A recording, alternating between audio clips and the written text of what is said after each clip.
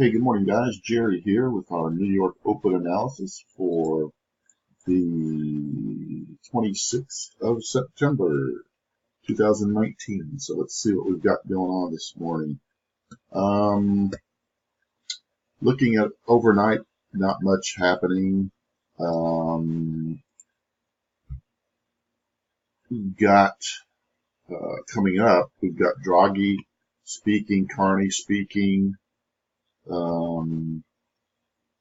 Bullard's going to be speaking.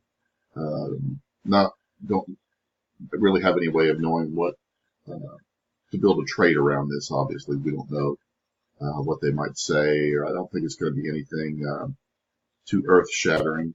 Going back over to zero hedge.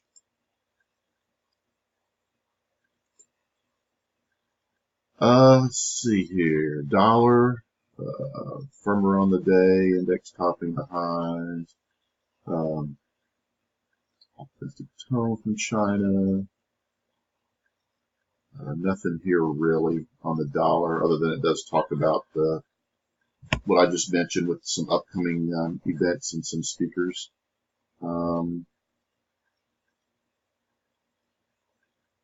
New Zealand Aussie. This is interesting. All farmer with outperformance in the Kiwi following RBNZ Governor's Orr, who struck an optimistic tone on the domestic economy and highlighted that unconventional policy tools are not currently necessary. So, there had been some talk about prior to their last meeting that they might do something unconventional with rates to boost the economy, and him saying that that's not currently necessary. It's kind of like giving a little bit of a bullish sentiment to the Kiwi. And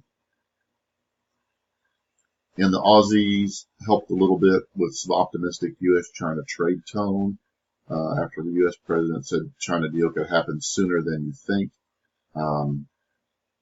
While China remained constructive.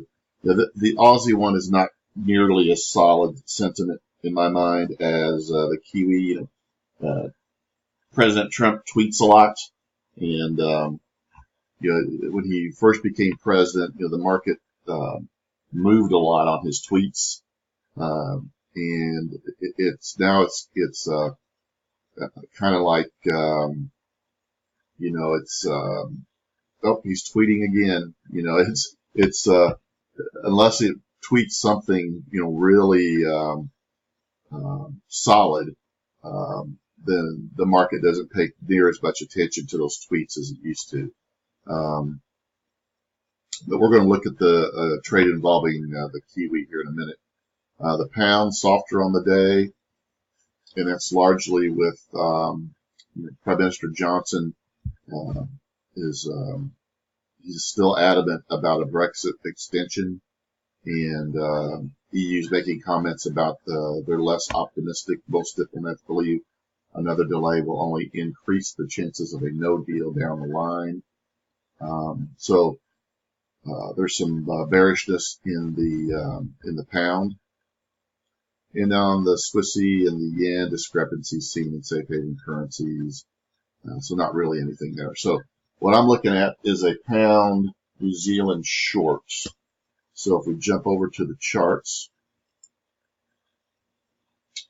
here's what I'm looking at. If we draw some fibs from this high down to this low, and we look to play this 50% fib level, we've also got some price congestion right in through here where we could possibly see a reaction. So you can see I've got an order placed right here at that 50% fib. So that's all I've got today. We'll see what happens with that. And I'll be in the room with you guys shortly. Thanks.